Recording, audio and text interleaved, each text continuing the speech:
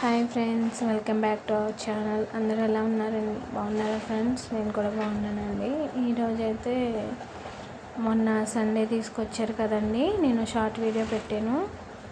అంత అది చేప అంటామండి మేము. కొంతమంది అయితే చేప గుడ్లు అంటారు. నేనైతే దీన్ని ఎక్కువగా కర్రీలో అయితే వేసి వండేస్తానండి.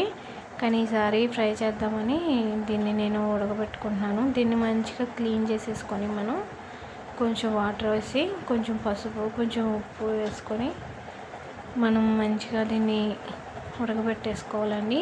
బాగా ఉడకపోయిన తర్వాత మనం దీన్ని తీసేసి బయటికి చేసుకోవడమేనండి ఫ్రై. ఇది కొంచెం చల్లారాలి బాగాని మనకి ఫ్రై.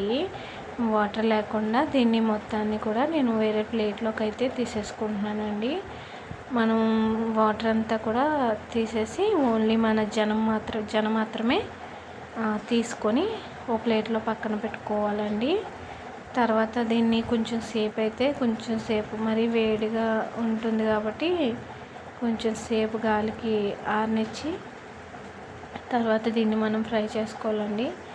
ఇది ఫ్రై అనేది మనకి చాలా బాగుంటుందంట ఫ్రెండ్స్. నేనైతే ఇప్పుడే చేస్తున్నాను. ఎప్పుడు అయితే కర్రీలోనే వేసేసుకుంటామండి మేము. కర్రీలో అయితే చాలా బాగుంటుందండి ఇది.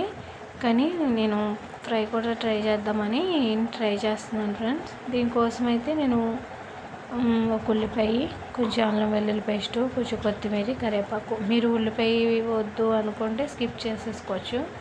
నేనైతే ఉల్లిపాయ టేస్ట్ బాగుంటుంది కదా అనేసి వేస్తున్నాను.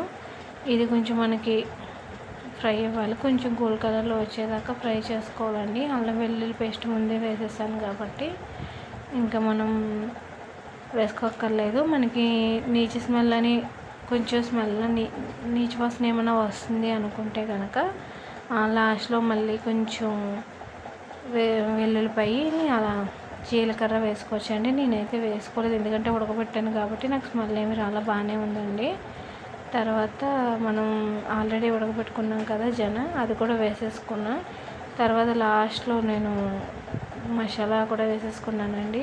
కారం, కొంచెం సాల్ట్, కొంచెం పసుపు, కొంచెం కారం అయితే కొంచెం ఎక్కువగానే వేసుకోవాలండి. అప్పుడే మనకు టేస్ట్ అనేది బాగుంటుంది. ఇది మనకి అడిగట్టేస్తుందండి, అందుకని మనం సిమ్లో పెట్టుకొని ఫ్రై చేసుకోవాలి. తిప్పుకుంటూ ఉండాలండి, లేకపోతే మనకి కింద అడిగట్టేస్తుంది కాబట్టి. బాగా చూసారండి, కారపొడిలాగా మనకి బాగా ఫ్రై అయిపోయింది. ఇది రైస్లోకి చాలా బాగుంటుంది, లేదా మామూలుగా కూడా తినేయచ్చండి. నేనైతే రైస్లోకే తిన్నాను. టేస్ట్ అయితే చాలా బాగుందండి. మీరు కూడా ఖచ్చితంగా ట్రై చేయండి ఫ్రెండ్స్. ట్రై చేసి ఎలా ఉందో కామెంట్ చేయండి. మన ఛానల్ సబ్స్క్రైబ్ చేయండి, నన్ను సపోర్ట్ చేయండి. ప్లీజ్ చిన్న లైక్ చేయండి. Okay friends, bye.